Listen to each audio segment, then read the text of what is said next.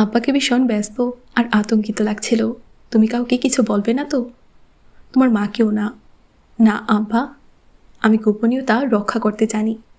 সে নিজে নিজেই নিজেকে বলতে শুনল।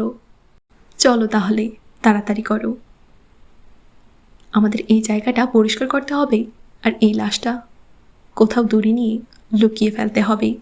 আমি ঘোড়া আনছি, ততক্ষণে তুমি তোয়ালে এনে এই জায়গাটা পরিষ্কার করো।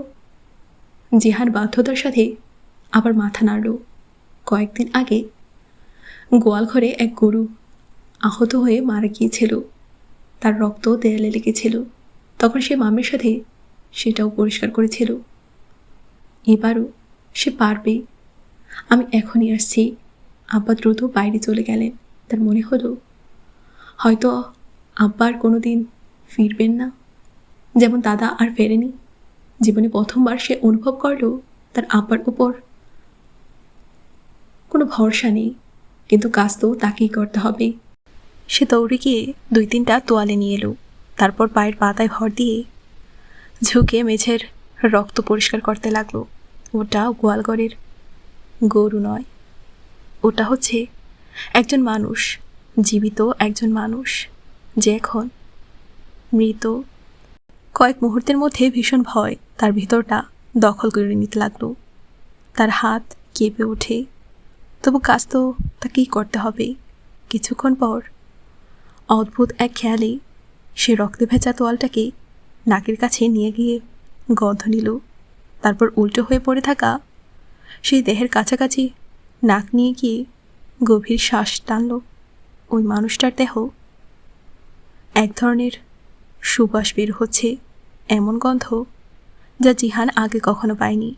ধীরে ধীরে সেই গন্ধ তার ভয়কে দূর করে দিল। অনেক কষ্টে সে মানুষটাকে সোজা করে শুইয়ে দিল। তারপর তার বুকের উপর যেখান থেকে রক্ত উপচে বের হচ্ছিল, তোয়ালটা শক্ত করে চাপ দিয়ে ধরল। সামনে শুয়ে থাকা একটা লাশকে দেখেও তার আর ভয় লাগছিল না। এর কারণ সে আহমদ শাহের সাহসী নাতি এরকমটা নয়, বরং এই মানুষটার ভেতরেই যেন এমন কিছু রয়েছে যা সব দিকে সুগন্ধ আর আলো ছড়িয়ে দিচ্ছে। তার গায়ে কালো প্যান্ট, কালো সোয়েটার আর মাথায় কালো উলের টুপি, গায়ের রং লালচে সাদা।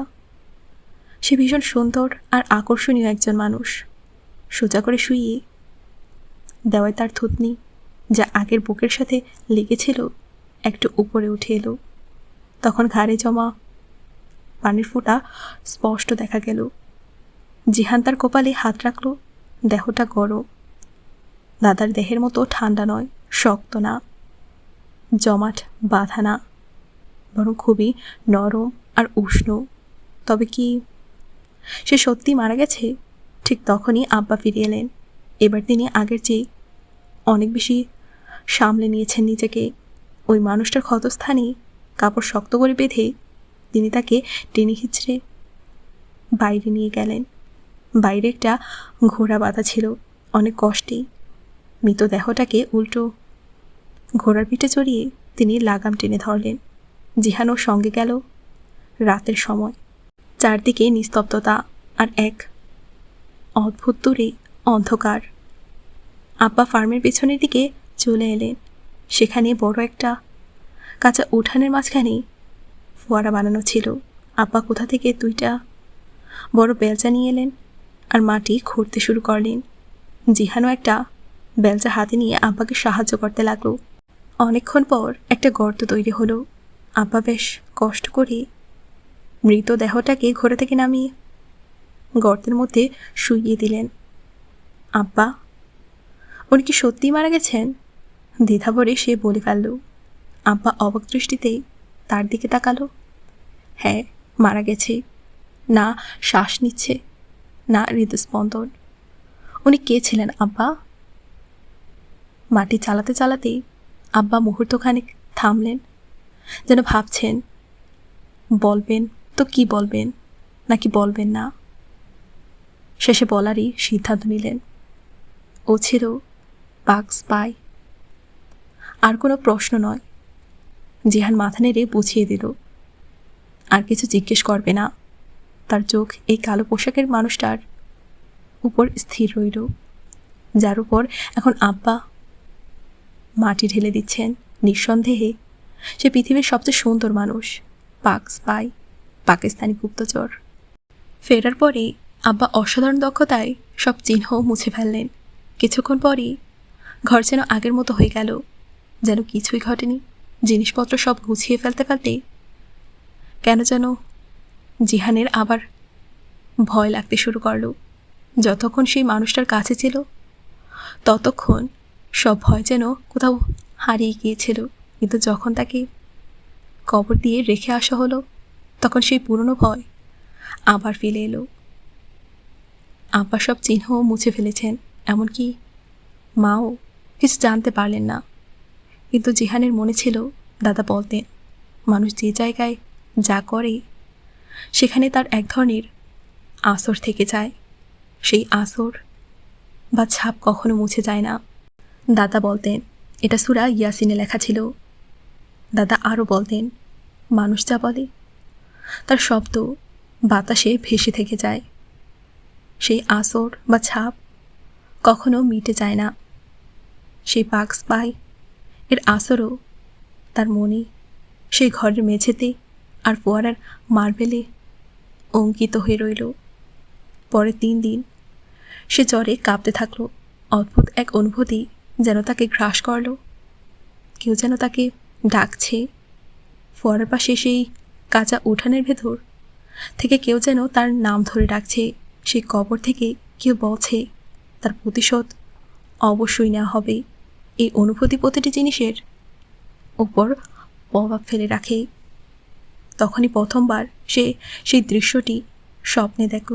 বাস্তবে সে ওই লোকটিকে কবর দিয়ে ফিরে এসেছে, কিন্তু স্বপ্ন সবসময় দেখা যেত। তার কবর পুঁতে ফিরে আসতে না আসতেই কবর থেকে কেউ তাকে ডাকছে। অত্যন্ত সুন্দর, মন কেড়ে নেওয়া এক কণ্ঠস্বর। কিন্তু তার কথা জিহান বুঝতে পারে না। কথাগুলো অস্পষ্ট, গলিয়ে যাওয়া। জিহান কখনোই বুঝতে পারেনি সে কি বলছে, কিন্তু তারপরও তার মনে হতো হয়তো সেই মানুষটি বলে যাচ্ছে তার প্রতিশোধ অবশ্যই নেওয়া হবে। এরপর তারা খুব তাড়াতাড়ি আন্তাকিয়া ছেড়ে আতানায় চলে এলো। সেখান থেকে কিছুদিন পর কেনিয়ায়।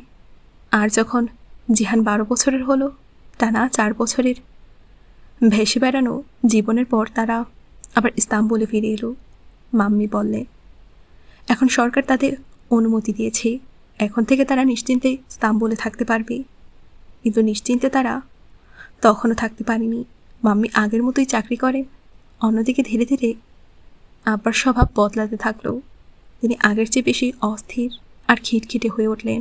কখনো কখনো আগে এতটাই অপকৃতস্থ হয়ে যান যে জিহানের মনে হয় আব্বা বোধহয় পাগল হয়ে যাচ্ছেন। তখনই তার সেই পাক স্পাই এর কথা খুব মনে পড়ে।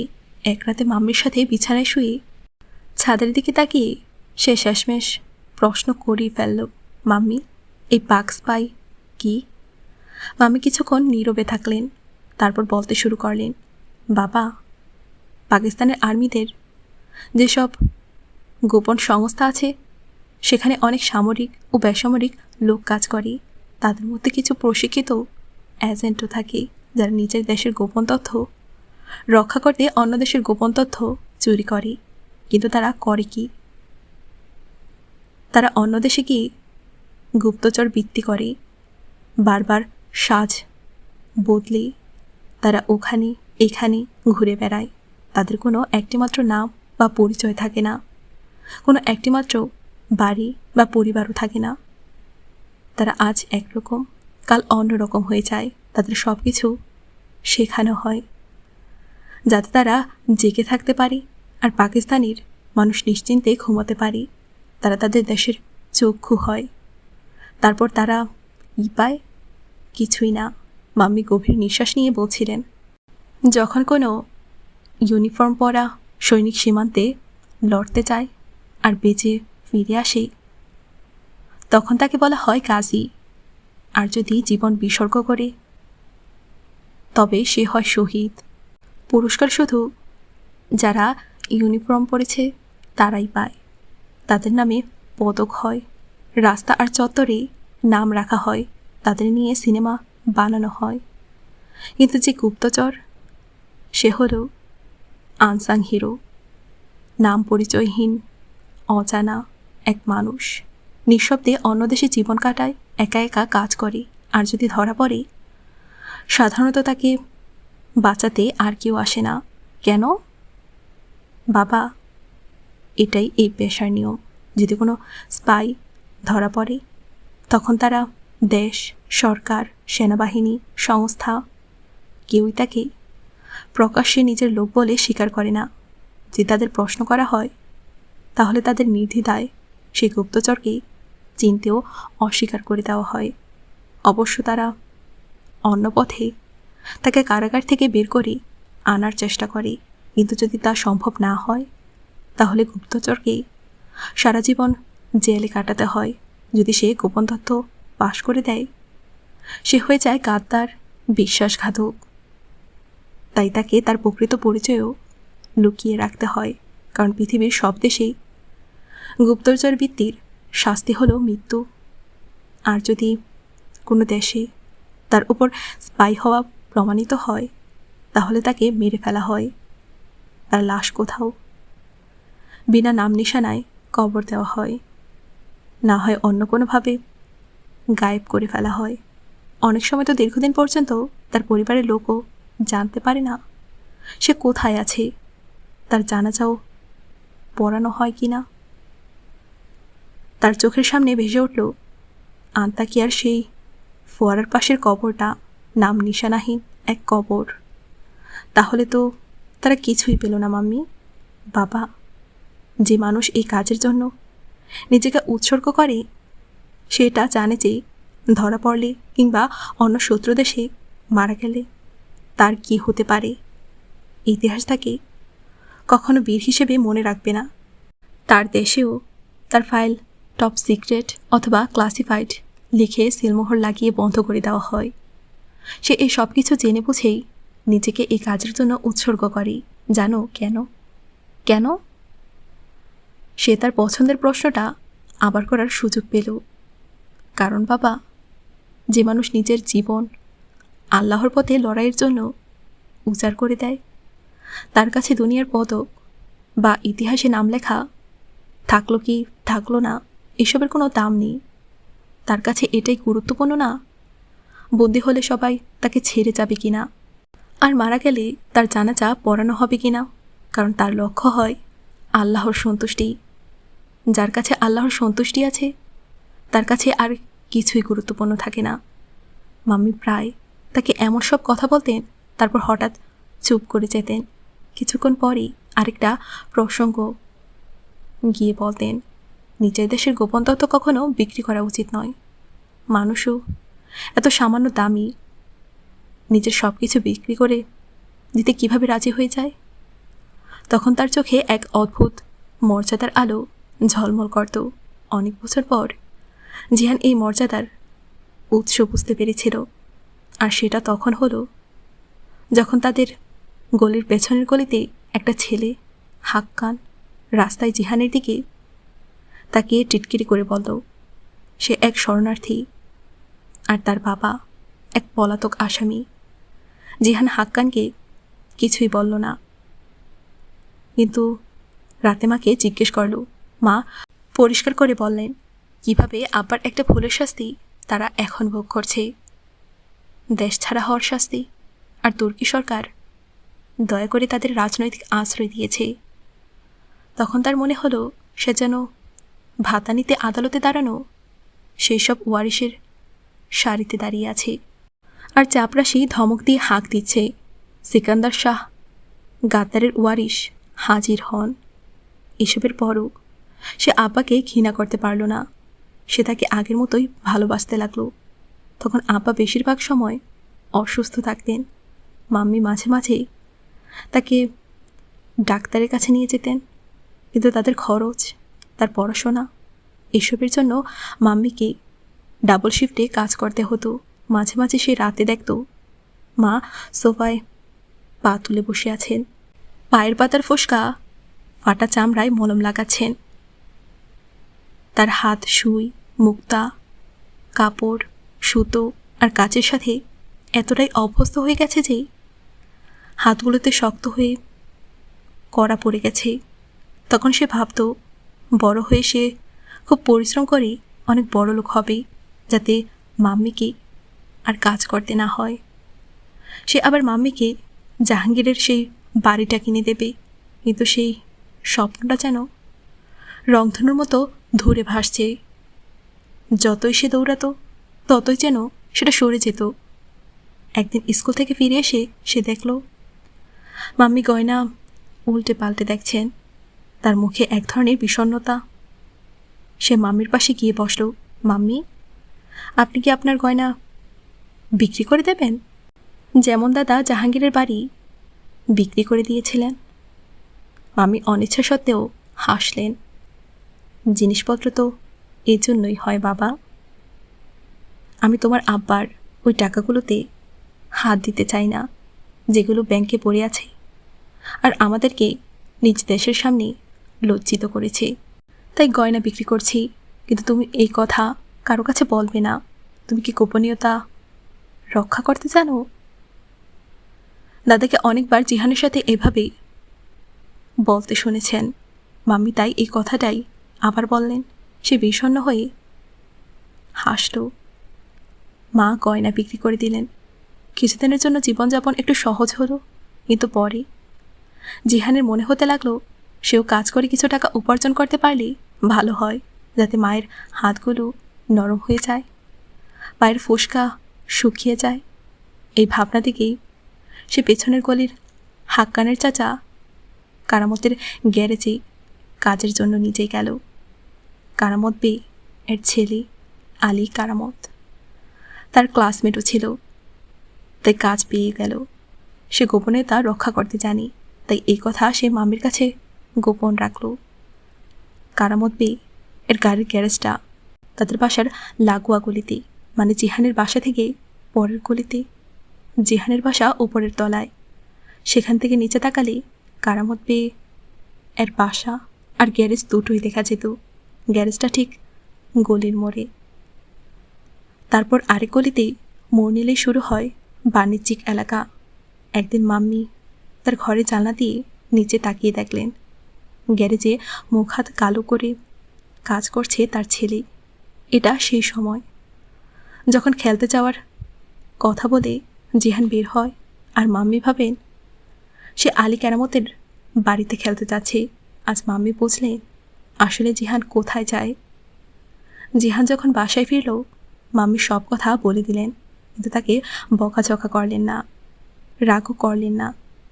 তুমি গ্যারেজে কাজ করো, খবরের কাগজ বিক্রি করো, বা ফুলের তরা বানাও, এসব কাজ করে কখনোই এত টাকা কামাতে পারবে না যে নিজের সব বই কিনে ফেলতে পারবে।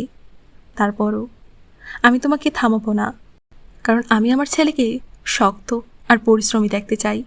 সে আগের মতোই চুপচাপ মাথা নাড়ল। আয়ের পরিমাণ প্রায় নেই বললেই চলে, তবুও কাজ করতে তার ভালো লাগতো। সে মাম্মিকে বলতো বড় হয়ে সে মেকানিক হবে। মাম্মি মজা পেয়ে হেসেছিলেন। তোমার সামনে অনেক কিছুই পড়ে আছে, অনেক পেশা দেখবে, তারপর বলবে আমি ওটা হতে চাই না, আমি এটা হতে চাই। কিন্তু আসলে মানুষকে সেই পেশায় নিতে হয় যার জন্য তার ভেতরে যোগ্যতা আছে। আর এখনও সেই সিদ্ধান্ত অনেক দূরে যে তুমি কি হবে। তবু তখন তার ধারণা রইল সে মেকানিকই হবে, এটাই তার গন্তব্য। আর কখনো কখনো সেই দুঃস্বপ্ন তাকে কষ্ট দেয়, যেটা এত বছরেও যেন তার পিছু ছাড়েনি। পাকিস্তানি স্পাই আর তার আলোকোজ্জ্বল মুখ, তখন তার মনে হতো সেও বড় হয়ে ওই রকম হবে। কিন্তু তারপরই ভয় পেয়ে ঘাবড়ে যেত, কে জানি কেন। তার এক অদ্ভুত গুলিয়ে যাওয়া ভয় কখন গায়েব হলো, সম্ভবত তখনই যখন ফারিয়ার সাথে তার শত্রুতা শুরু হলো। ফারিয়া ছিল কেরামত বে এর ভাইয়ের স্ত্রী, স্মার্ট, লম্বা, সবুজ চোখের, কাঁধ পর্যন্ত নেমে আসা আখরোট রঙের চুলগুলো, এক সুন্দরী নারী, তার পোশাক, তার হাঁটা চলা, ভঙ্গি, সব কিছুতেই রাজকীয় একটা ভাব দৃশ্যমান। সে ভীষণ দাম্ভিক আর নিজেকে যথেষ্ট উঁচু শ্রেণীর মনে করা এক মহিলা। তার ছেলে হাক্কানও ঠিক তেমনি গর্বিত আর দাম্ভিক। ফারিহার স্বামী ইকান একজন সাধারণ চেহারার মানুষ, আর কারামত বেশ সুদর্শন। তাই হাক্কান, যে জিহানের চেয়ে মাত্র 2 বছরের বড়, সব জায়গায় নিজের মায়ের সৌন্দর্যের গল্প করে বেড়াতো। তারা মূলত আরব বংশভূত, নিজেদের মধ্যে আরবি ভাষায় কথা বলতো। একদিন ফারিহা ইকান স্কুলে এলেন। হাক্কান সবার সামনেই তার মাকে একটা গোলাপের ফুল দিল আর আরবিতে কিছু বলল। জিহানের কানে শুধু শেষের মাররাহ জামিলা কথাটা ধরা পড়ল। সে আলী কারামতকে জিজ্ঞেস করল, এর মানে কি? আলী বলল, মাররাহ জামিলা মানে খুব খুব সুন্দরী নারীকে বলা হয়। তার কানের ভেতর থেকে বাকি শব্দ হারিয়ে গেল, শুধু মাররাহ জামিলা শব্দটা গেঁথে রইল। অসাধারণ সুন্দরী নারী, মাররাহ জামিলা। মামি যখন গয়না বিক্রি করেছিলেন তখন তিনি বলেছিলেন একটা নেকলেস রেখে দেবেন। ওটা তিনি কখনো বিক্রি করবেন না, কারণ ওটা হায়াকে দেবেন। তুমি সবসময় মনে রাখবে, আমি তোমার বিয়ে আমার ভাইয়ের মেয়ের সাথেই দেব। তাই ইস্তাম্বুলের কোনো মেয়েকে তোমার সুন্দর লাগা উচিত নয়, শুনেছ তুমি? কিন্তু ফারিহা খুবই সুন্দরী, তার কাছেও ভালো লেগেছে, কিন্তু এতটা না যে তাকে মাররাহ জামিলা বলে ফেলবে। হাক্কানের সাথে ঝগড়া, তার ঝগড়াটা হয়েছিল একটা খেলার মাঠে। গ্যারেজের কাজ শেষ করে আলী কারামত, হাক্কান আর অন্য ছেলেদের সাথে জিহান গলিতে খেলতে গেল। হাক্কান আপত্তি করল জিহানকে খেলায় নিতে, কিন্তু আলী বলল, যখন অন্যরা মাঝপথে এসে খেলায় যোগ দিতে পারে তখন জিহান পারবে না কেন? ইঙ্গিতটা হাক্কানের দিকেই করল। গতকাল সে নিজেই মাঝপথে এসে খেলায় যোগ দিয়েছিল। আমার আর ওর পার্থক্য আছে। আমি হাক্কান ইরান রাজা, আর ও এক শরণার্থীর ছেলে। তখনই হাতের লাল বলটা জিহান হাক্কানের দিকে ছুঁড়ে মারল। হাক্কান সময় মতো মাথা নিচু করে নিল, কিন্তু তারপরই ঝাঁপিয়ে পড়ে মারতে এলো। কিছুটা ধস্তাধস্তির পর অন্যরা এসে দুজনকে আলাদা করল। যখন ওদের দুজনকে আলাদা করা হলো ততক্ষণে হাক্কানের ঠোঁট ফেটে রক্ত বের হচ্ছিল আর জিহানের নাক দিয়ে রক্ত ঝরছে। বাসায় গিয়ে চুপচাপ রক্ত পরিষ্কার করে নিল। জিহানের আসল যন্ত্রণা ছিল সেই তিরস্কারের আঘাত যা হাক্কান তাকে দিয়েছিল। যেন মুখের ওপর চাবুক মারা হয়েছে। সেই ব্যথা অনেক তীব্র, তবু সে আব্বার বিপরীতে গিয়ে দাঁড়াতে পারল না। হয়তো এই কারণে যে তার মা কখনো তাকে বাবার বিরুদ্ধে বিষিয়ে তোলেনি, বরং সবসময় শিখিয়েছেন ঘৃণা করতে হয় পাপকে, পাপীকে নয়। হাক্কান অবশ্য চুপচাপ নিজের রক্ত পরিষ্কার করেনি। তার প্রমাণ হলো ফারিহা ঝড়ের বেগে তাদের বাড়িতে এসে খুব উচ্চস্বরে অহংকার ভরা গলায় তাকে অনেক কথা শোনালো।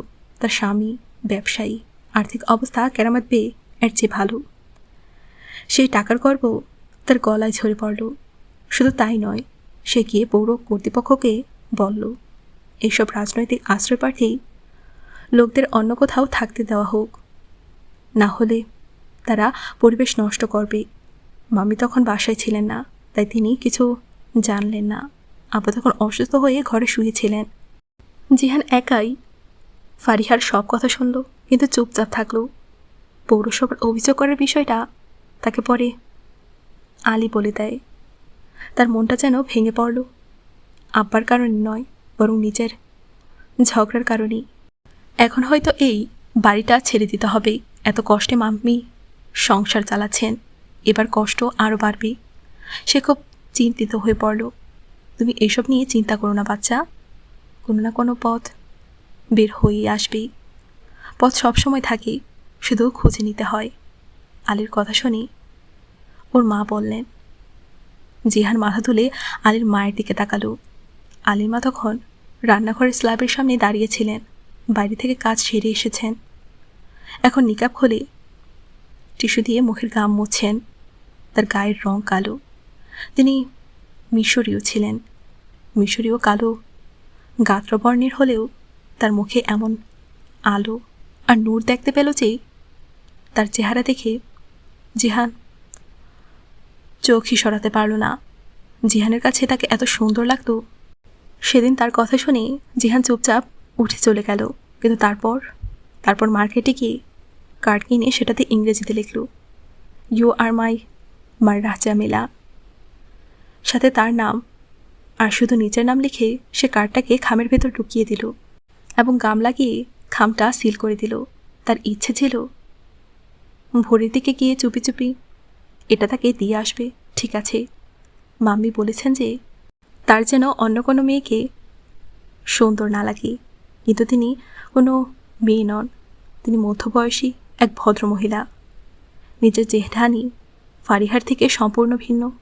যে মুহূর্তে সে কার্ডটি ব্যাগে রাখতে যাচ্ছিল, জানালার বাইরে তার চোখ কিছু একটা দেখতে পেল।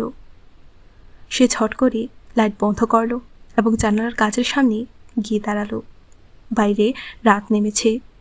ফারিহার বাড়ি, যেখানে কারামত বেই এবং ইকান উভয়ের পরিবার একসাথে থাকতো।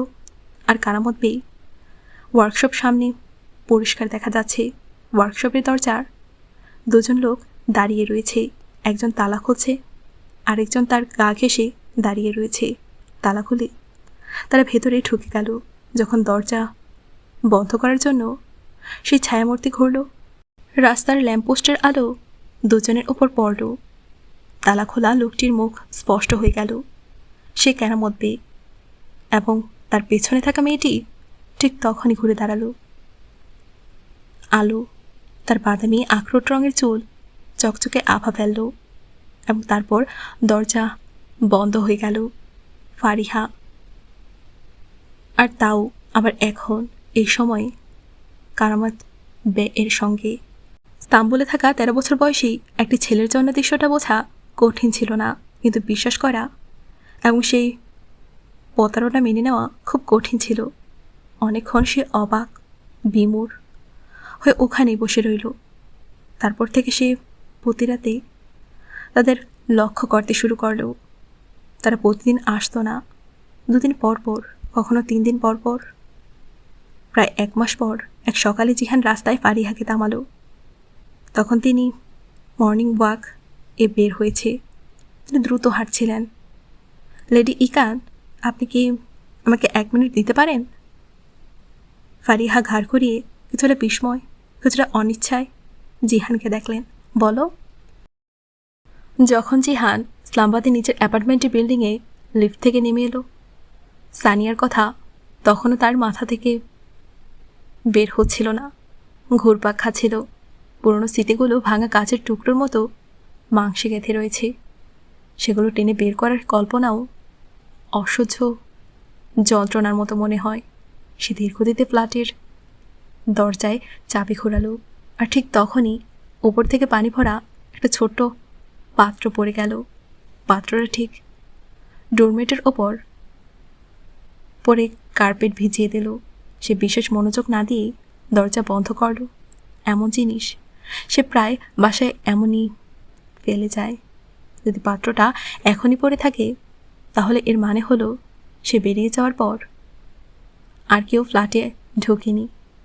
আর যদি কেউ পাত্রটা আবার ভরে রেখে যেত কার্পেটে, তাহলে অবশ্যই চিহ্ন থেকে যেত। তারপর অভ্যাসবশত সে রান্নাঘরে জানলা পরীক্ষা করল। তারপর বাথরুমের ভেন্টিলেটরের দিকে তাকালো। সব কিছু ঠিক সেই অবস্থায় আছে যেভাবে সে রেখে গিয়েছিল।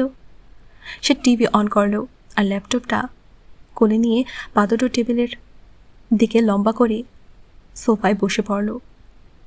সে সেই সব ডকুমেন্ট দেখতে চাইল যেগুলো সানিয়া তাকে সিডির আকারে দিয়েছে।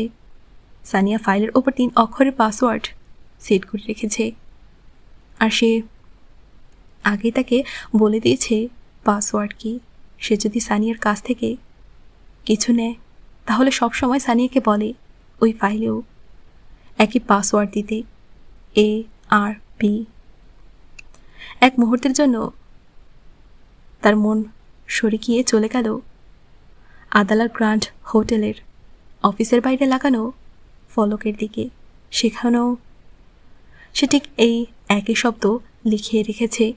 বাইরে থেকে দেখলে মানুষ ভাবে ARP মানে নিশ্চয়ই আব্দুর রহমান পাশা, কিন্তু আসলে তা নয়। যখনই সে নিজেকে ARP বলে লেখে তখন কখনোই তার ধারা আব্দুর রহমান পাশা বোঝায় না। তার কাছে ARP এর মানে সম্পূর্ণ ভিন্ন কিছু। ফাইলগুলো দেখতে দেখতেও তার মন তেমন স্থির হলো না। সকালে মাম্মি তাকে খুব জোর দিয়ে বলেছেন আমাদের সঙ্গে দেখা করতে। এখন যদি সে না চায় তবে মাম্মি কষ্ট পাবেন, এবং এটা এমন একটা জিনিস যা সে একেবারেই চায় না। তাকে যেতেই হবে। সে যতই এই সম্পর্ক এবং এই সম্পর্কিত লোকজনের থেকে দূরে থাকার চেষ্টা করছে, ঠিক ততটাই তারা এখন তার সামনে এসে দাঁড়িয়েছে। অত্যন্ত অনাগ্রহের সাথে সে ল্যাপটপ বন্ধ করল, তারপর কবজিতে বাঁধা ঘড়ির দিকে তাকালো। রাত 9টা বাজে। মামুদের বাসা এখান থেকে প্রায় 10 মিনিটের ড্রাইভ। এখন কি যাওয়া উচিত? গাড়ি তো আজ তার কাছে নেই, সার্ভিসিংয়ে দিয়ে এসেছে, কাল পাওয়া যাবে। অবশ্য গাড়ি থাকলেও সে ট্যাক্সিতেই যেত, কারণ এতে তাদের কাছে এই ধারণা দেওয়া যাবে যে সে আজই তুরস্ক থেকে পেয়েছে। 2 সপ্তাহ আগে নয়, তবে তাদের বাসায় সে থাকবে না, ফিরে আসবে, বলে দেবে যে সে হোটেলে উঠেছে, ইত্যাদি ইত্যাদি। তার কাছে সবসময় একটা কভার স্টোরি প্রস্তুত থাকে। সে উঠে দাঁড়ালো, জ্যাকেট পরলো, জগার্সের ফিতা বাঁধল এবং মানিব্যাগ তুলে বের হওয়ার জন্য প্রস্তুত হলো। ঠিক তখনই মনে পড়ল চিঠির সেই খামগুলো তো নিয়ে নিতে হবে, যেগুলো তাকে পুরনো তারিখে স্ট্যাম্প করিয়ে ম্যাডাম সেকেন্ড সেক্রেটারিকে পাঠাতে হবে। এই কাজটা আমাদের বাসায় যাওয়ার চেয়ে অনেক বেশি জরুরি। এটাই আগে করা উচিত। দরজার উপরে পানি ভরা পাত্রটা সাবধানে রেখে রশির ফাঁদ ঠিকঠাক করে সে বাইরে বেরিয়ে এলো। ট্যাক্সি তাকে মামুদের স্টেশনের কেন্দ্রে নামিয়ে দিল। সেখান থেকে তাদের বাসা মাত্র 100 কদম দূরে। যেদিন সে ইসলামাবাদে পৌঁছিল সেদিনই সে এই পথটা উপর বুঝে নিয়েছিল। হয়তো তার অবচেতন মনই এই কথা স্থির হয়ে গেল যে এবার তাকে যেতেই হবে। সেক্টর কেন্দ্রের ঠিক সামনেই একটি কুরিয়ার সার্ভিসের দোকান আছে। তার ঠিক সামনে ফুলওয়ালা বসে আছে, নানান রং আর জাতের সাজানো ফুলের ওপর দোকানি পানি ছিটাচ্ছে। ফুল তার উচিত তাদের বাসায় কিছু নিয়ে যাওয়া, আর ফুলের চেয়ে ভালো উপহার অন্য কি হতে পারে। ফুল সবসময় দামি এবং সুন্দর উপহার। সে ভাবল ছেলেটাকে বলবে একতোরা তৈরি করে দিতে, আর ততক্ষণে সে ভেতরে গিয়ে খামগুলো স্ট্যাম্প করিয়ে নেবে। শোনো, সে ফুল বিক্রি করা ছেলেটিকে ডাকলো। পানি ছিটানো ছেলেটি সঙ্গে সঙ্গে ঘুরে তাকালো। জি সাহেব। তার সামনে দাঁড়ানো কালো জ্যাকেট পরা, প্যান্টের পকেটে হাত গুজে দাঁড়িয়ে থাকা মানুষটিকে দেখে সে দ্রুত পানি ছিটানো পাত্রটা নামিয়ে ভদ্র ভঙ্গিতে এগিয়ে এলো। তোমাদের কাছে গোলাপ আছে? কোন রং চাই? লাল। ছেলেটা একটু আফসোসের ভঙ্গিতে মাথা নেড়ে বলল, সাহেব, লাল গোলাপ শেষ হয়ে গেছে, কিছু সাদা গোলাপ আছে, ওগুলো দিয়ে দেই? না না না। সে সামান্য বিরক্তি নিয়ে মাথা নাড়ল। সাদা গোলাপ শত্রুতার প্রতীক। মামি যদি জানতে পারেন যে সে প্রথম দিনেই মামুদের বাসায় সাদা গোলাপ নিয়ে গেছে, তাহলে তিনি ভীষণ রেগে যাবেন। আমার লালই চাই। কোথায় পাবো? সাহেব, আমার কাছে লাল স্প্রে আছে, এই সাদা ফুলগুলোতে স্প্রে করে দেই। কসম করে বলছি সাহেব, এমন দক্ষতায় করব একদম বোঝাই যাবে না। হ্যাঁ, এটা ঠিক আছে, তাই করে দাও। সে ইশারা করল। নকল লাল গোলাপ সাদা গোলাপের চেয়ে তবু ভালো। ফুলওয়ালা ছেলেটি তাড়াতাড়ি ঝুড়ি থেকে সাদা গোলাপ বের করতে লাগলো। তুমি তোড়া বানাও, আমি আসছি। ছেলেটির কাজের গতি দেখে জিহান বুঝে গেল যে সময় লাগবে, তাই সে ভেতরে কুরিয়ারে শপের দিকে এগোলো। যে একটা ব্যাপার সে একদম সহ্য করতে পারে না সেটা হলো সময় নষ্ট করা। কুরিয়ার শপের 2 জন লোক নিজ নিজ খাম জমা দিচ্ছিল। ডেস্কের পেছনে পিকআপ পরা এক ছেলে কম্পিউটারে মনোযোগ দিয়ে টিপে যাচ্ছে। জিহান চুপচাপ গিয়ে এক কোণে দাঁড়িয়ে পড়ল। হঠাৎ টাইপ করতে করতে কর্মচারীর ছেলেটি মাথা তুলে তাকালে জিহানকে দেখতেই তার মুখে চিনে ফেলার একটা হালকা হাসির ঝলক ফুটে উঠল। সে দ্রুত নিজের কাজ সেরে ফেলতে লাগল। 2 জন গ্রাহকের কাছে সে জিহানের দিকে মনোযোগী হয়ে দাঁড়ালো। জি আহমেদ ভাই, কোনো সার্ভিস লাগবে? হ্যাঁ, ছোট একটা কাজ আছে। জিহান জ্যাকেটের পকেট থেকে কয়েকটা পরিষ্কার খাম বের করে কাউন্টারে এগুলোর কিছুতে পুরনো তারিখের স্ট্যাম্প লাগাতে হবে, আর কিছুতে পরের তারিখে। এই যে দেখো। সে কাজগুলো বুঝিয়ে দিতে লাগলো। গজনফর তাকে চেনে। এর আগেও সে জিহানের এমন অতিরিক্ত কাজ করে দিয়েছে। না চিনলেও জিহানের কার্ড দেখলেই করে দেয়। এন্ট্রি করবো না? যখন সে খামগুলো আবার জ্যাকেটে রাখতে লাগলো তখন গজনফর অবাক হয়ে বলল, ওহ না, আমি তোমাকে কোনো ঝামেলায় ফেলতে চাই না। কাজটা বড় হয়ে যাবে। আর বাসায় সবাই ভালো আছে? জি ভাই। গজনফর এবার তাকে ঘরের খবর বলতে শুরু করল। তার সেই ভাইয়ের কথাও, যাকে জেল থেকে বের করাতে জিহান সাহায্য করেছিল। আচ্ছা আমি চলি, তোমার তো বন্ধ করার সময় হয়ে গেছে। গজনফরের কথা ধৈর্য দিয়ে শুনে মন্তব্য করে তার কাজ বুঝিয়ে শুরু করে দেওয়ায় গজনফর বেশ স্বস্তি পেল। ঘড়ির দিকে তাকিয়ে সে বলল, মামুদের বাসায় পৌঁছাতে যেন বেশি দেরি না হয়ে যায়। দীর্ঘদের ছেলেটি এখনও তোরার প্লাস্টিক কভারের চারদিকে রিবন বাঁধছে, স্প্রে করেনি। এখনই দেখলাম সাহেব, স্প্রে শেষ হয়ে গেছে। আপনি এমনি নিয়ে যান, দেখুন সবুজ পাতা দিয়েছি, কত ভালো লাগছে। আচ্ছা, বেশি বক্তৃতা দিও না। কত হলো? অসন্তোষের সুরে থামিয়ে দিয়ে সে মানিব্যাগ বের করল। ভেতর থেকে কয়েকটি নোট বের করতে করতেই তার চোখে পড়ল নিজের সার্ভিস কার্ডে। এটা কি মামুদের দেখানোর কথা? না, এখনই দেখানোটা খুব জলদি হয়ে যাবে। আগে তাদের আস্থা অর্জন করতে হবে, আর তাদের সেই নরম স্বভাব, অহংকারী মেয়ে সব মিলিয়ে তাদের জীবনের অংশ হয়ে ওঠা খুব কঠিন মনে হচ্ছে। তোরাটা ছোট। হাতের পাশে ঢিলে ভঙ্গিতে সে ফুটপাত ধরে হাঁটতে লাগলো। মামুদের বাসা এখান থেকে কাছে হলেও সে কিছু সময় এখানে রাস্তাগুলো ধরে হাঁটতে চাইল। এখন সে শুধু চিন্তাগুলোকে এক জায়গায় গুছিয়ে নিতে চাইছে। সে কি চাইছে তা সে নিজেও পুরো নিশ্চিত নয়, নাকি সে যা চাইছে তা মুখে স্বীকার করতে ভয় পাচ্ছে। মাম্মির কাছে তো সে কখনোই বলতে পারে না, কিন্তু নিজের কাছে তো অন্তত বলতে পারে। আর সত্যিটা ঠিক সেটাই যা আজ দুপুরে সানিয়া বলেছে। জিহান তার মামাদের ভয় পায়, সে তাদের তিরস্কারকে ভয় পায়। এত বছর পরও তাদের সামনে মাথা তুলে দাঁড়াতে ভয় পায়। কিন্তু মাম্মি বলেন, সময় বদলে গেছে। ফুরকান মামু আর সোলেমান মামু নরম হয়ে গেছেন। তবে গত বছর সোলেমান মামুর সঙ্গে দেখা হওয়ার পর তার কোনো ভ্রম ছিল না যে তাদের রুক্ষ স্বভাব আর অহংকার শেষ হয়ে গেছে। তারা আগের মতোই আছেন। পার্থক্য শুধু একটাই, এখন সোলেমান মামুর নিজের মেয়ের চিন্তায় আছেন। তিনি এখন কন্যার বাবা। আগে তাদের হাত ছিল উপরে আর তার ছিল নিচে।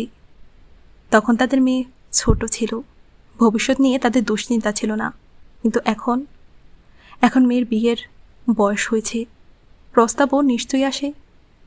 তারা এখন এই দায়িত্ব থেকে স্বস্তি পেতে চাইবেন এবং তাদের প্রথম পছন্দ হবে তাদের বোনপো। কেউ স্বেচ্ছায় শৈশবের বিয়ে ভাঙে না। সোলেমান মামুর কাছ থেকেও তার এই প্রত্যাশাই রয়েছে যে মামু এই সম্পর্ক শেষ করতে চাইবেন। জিহান নিজেই নয়, কিন্তু সম্পর্কের দায়িত্ব পালন। এখানে এসে সে থেমে যায়। এই সম্পর্ক টিকিয়ে রাখা খুব কঠিন। সে একটা ছোট মানসিকতার মানুষ নয় যে পুরনো প্রতিশোধের জন্য তাদের মেয়েকে ঝুলিয়ে রাখবে। এটাও ঠিক যে তাদের সঙ্গে দেখা করা উচিত, যাতে দুই পক্ষই বুঝতে পারে এই সম্পর্ক ভবিষ্যতে চলতে পারবে কি না। যদি তার মনে হয় যে সম্পর্কটি পালন করতে পারবে, তাহলে সে মাম্মিকে জানিয়ে দেবে। আর যদি মনে হয় সে পারবে না, তাহলে ঠিক এই জায়গায় এসে সে থেমে যায়। মাম্মি কষ্ট পাবে। আর এই শেষ জিনিসটা যা সে একদমই চায় না। এই এত বছর সে যদি ইচ্ছে করেই মামুদের পরিবারের সঙ্গে দূরত্ব বজায় রেখে থাকে, তার কারণ শুধু এটুকুই যে ভেতরে ভেতরে সে এই সম্পর্ক চায় না। রাস্তার ধারে মাথা নিচু করে হাঁটতে হাঁটতে শেষ পর্যন্ত সে নিজের কাছে সত্য কথা স্বীকার করেই ফেলল। সে নিজেই এই সম্পর্ক চায় না।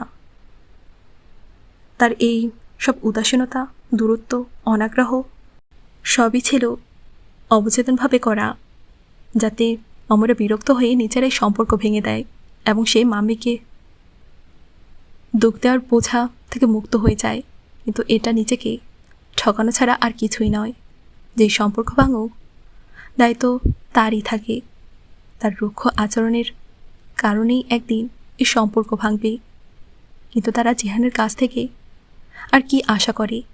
কে বলেছিল তাদেরকে যে তারা নিজেরাই ছোট ছোট বাচ্চাদের বিয়ের সম্পর্ক ঠিক করে দিত? মাঝে মাঝে এই সম্পর্কের অপ্রয়োজনীয় দায়িত্বের বোঝার উপর তার ভীষণ রাগ উঠে যায়। তবে মাম্মির উপর অবশ্যই না, কখনোই না। তিনি যা করেছেন শুধু সম্পর্ক বাঁচানোর জন্যই করেছেন। জিহান ইচ্ছে করেই মাম্মির পক্ষে যুক্তি দেয়, কিন্তু মামাদের নয়। অন্যায় হলে তাকে অন্যায় বলতে হয়। অনেকক্ষণ ধরে রাস্তায় উদ্দেশ্যহীনভাবে হাঁটতে হাঁটতে চিন্তায় ডুবে রইল। সে এখনও তাদের বাড়ি যেতে চায়নি। কিন্তু মায়ের সামনে আমি এখন মানসিকভাবে প্রস্তুত নই, বা এটা খুব তাড়াতাড়ি হচ্ছে, আমাকে ভাবার সময় দিন। এসব অজুহাত আর চলবে না। একবার তাকে যেতেই হবে। ঘড়িতে 10টা বেশি বাজে। জিহান সুলেমান মামুর বাড়ির গেটের সামনে দাঁড়িয়ে আছে। গেট বন্ধ, কিন্তু ভেতরে আলো জ্বলছে। তার দৃষ্টি চলে গেল পাশের বাড়ির গেটের দিকে। ওটা ফুরকান মামুর বাড়ি। সে একদিন আগে এসে এই বাড়িগুলো দেখে গিয়েছিল এবং রোহেল ফেসবুকে এত ছবি লাগিয়ে রেখেছে যে সে বাড়ির ভেতরের নকশাটাও মুখস্থ করে ফেলেছে। দুটি বিশাল প্রশস্ত বাংলোর সামনের রাস্তায় দাঁড়িয়ে সে যেন কোনো দ্বিধা বিভক্তির মোড়ে আছে। ভেতরে যাবে নাকি এখান থেকেই ফিরে যাবে? তার শুধু একটা অজুহাত দরকার, এই বাড়ি আর এর লোকদের কাছ থেকে পালানোর জন্য। একটা কারণ পেলেই সে ফিরে যাবে, কিন্তু কোনো কারণ ছাড়া কিভাবে যাবে? সে কোনো কারণই খুঁজে পেল না। তাকে ভেতরে যেতেই হবে। হঠাৎ ফুরকান মামুর গেটের পেছন থেকে জানালার শব্দ এলো। তারপর কথা বলার ও এগিয়ে আসার পায়ের শব্দ পাওয়া গেল। জিহান অবচেতনেই একপাশে সরে গেল। কলোনিতে আবছা অন্ধকার ছেয়ে গেছে। ঘরের বাইরের দিকের বাতিগুলো এই জায়গাতে আলোকিত করতে ব্যর্থ হচ্ছে। সে ফুরকান মামুর গেটের ডান পাশে এক ঘাসে ঢাকা অন্ধকার ঝোপের আড়ালে দাঁড়ালো। গেট দিয়ে ফুরকান মামু কয়েকজনকে বাইরে নিয়ে আসছেন। সালোয়ার কুর্তা পরে অতিথিদের হাসি মুখে বিদায় জানাতে বেরিয়েছেন। অতিথি 3 জন পুরুষ, যাদের গাড়ি রাস্তার ওপারে খালি প্লটের সামনে দাঁড়ানো রয়েছে। আর অদ্ভুতভাবে মামা সেই দিকেই তাদের সঙ্গে কথা বলতে বলতে এগিয়ে যাচ্ছেন। পেছনে গেট খোলা রয়ে গিয়েছে। এই সময় কোনো গার্ড বা চৌকিদার নেই। বিয়ের সময় ঘনিয়ে আসায় ব্যস্ততায় সবাই ছোটাছুটি করছে। অন্ধকার কোণে দাঁড়িয়ে সে ফুরকান মামুর দিকে তাকিয়ে রইল। বুকের ভেতর হঠাৎ অদ্ভুত এক খচখচে ব্যথা উঠল। পুরনো কথাবার্তা আবার মনে পড়তে লাগলো। সে মাথা ঝাঁকিয়ে স্মৃতি ছেড়ে ফেলতে চাইল। মামু এখন অতিথিদের গাড়ির পাশে দাঁড়িয়ে কিছু বলছিলেন। এভাবে সময় নষ্ট হওয়ায় তার বিরক্তি বাড়ছে। কয়েক মিনিট অপেক্ষা করল। তারপর যখন বুঝল মামু আর তার মেহমানদের কথাবার্তা দীর্ঘ হচ্ছে, তখন জিহান জিওপের আড়াল থেকে বেরিয়ে এলো। ওরা খুব দূরে না, তবে এমন কোণে দাঁড়িয়ে রয়েছে যে কারোর চেহারাই গেটের দিকে বেরোল না। সে ফুরকান মামুর মুখোমুখি না হয়ে ভেতরে যেতে চাইল।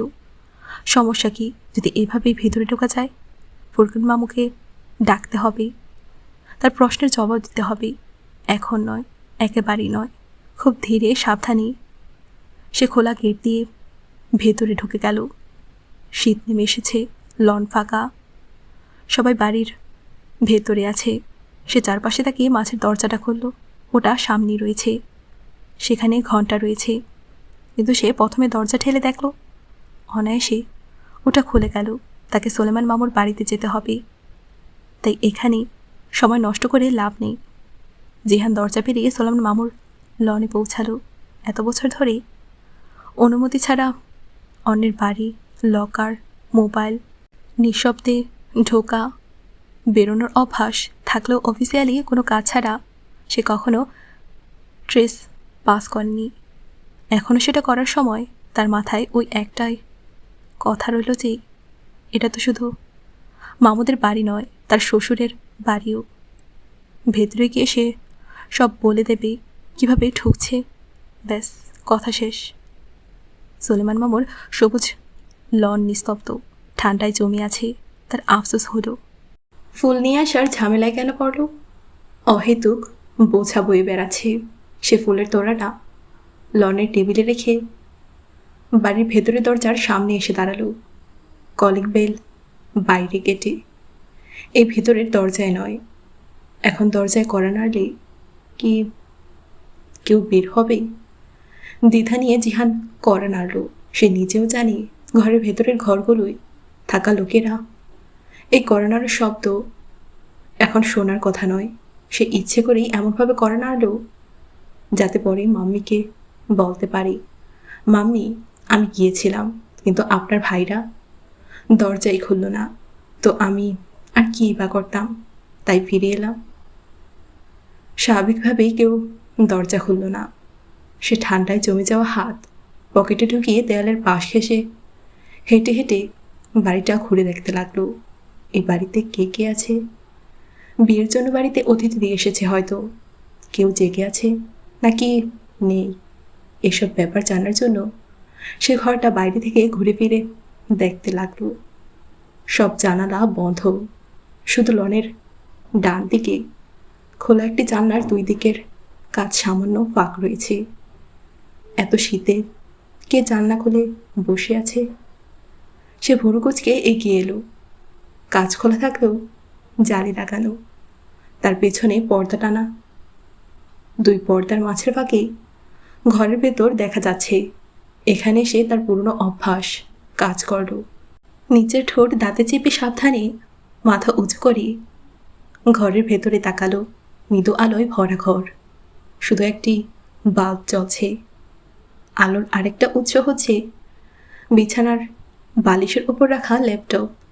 ল্যাপটপের সামনে সে কনিয়ের উপর ভর দিয়ে উবু হয়ে শুয়ে আছে। স্ক্রিনের আলোয় তার চেহারা ঝলমল করছে। চিবুকের নিচে হাত রেখে আরেক হাতের আঙুল ল্যাপটপের টাচ পেডে ঘোরাচ্ছে। এটা সেই মেয়ে যাকে সে দুপুরে দেখেছিল। মেয়েটি সেই একই পোশাক পরে আছে, সিল্কের মতো চুল, দুধের মতো গায়ের রং। মেয়েটি তার কাজিন, তার স্ত্রী। কি অদ্ভুত সম্পর্ক যে